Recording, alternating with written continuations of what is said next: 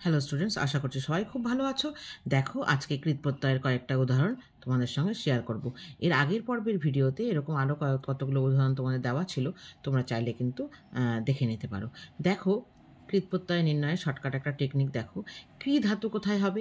যদি তোমরা দেখো যে কার্য, কারণ, কর্তব্য, ঠিক আছে, কর্তৃ, কর্ম, কৃতি, কৃত্রিম, ক্রিয়া, এই সব ধরনের যদি শব্দ থাকে তাহলে কিন্তু অবশ্যই সেখানে কৃ ধাতু হবে। কেমন? আবার বলছি, কার্য, কারণ, কর্তব্য, কর্তা, করণীয়, কর্তৃ, কর্ম, কর্তব্য, কৃত্রিম, এই ধরনের যদি শব্দ থাকে তাহলে কিন্তু সেখানে কৃ ধাতু হবে। স্থা ধাতু কোথায় হবে?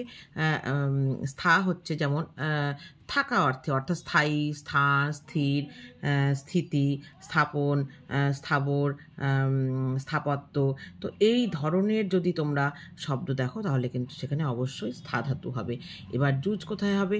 যুজ ধাতু কোথায় হবে? দেখো, যুক্তি, যুক্তি, যুক্ত, যোগ, যোগী, তো যোজনীয়, যোজক, যোজন, তো এই ধরনের যদি শব্দ দেখো তাহলে কিন্তু সেখানে যুজ ধাতু হবে। মনে থাকবে? তো এই টেকনিকটা তোমরা যদি তোমরা যদি প্রয়োগ করো বা তোমরা যদি মনে রাখো তাহলে কিন্তু তোমাদের অনেকটাই সুবিধা হবে কিন্তু কৃত প্রত্যয় নির্ণয়ে। ঠিক আছে?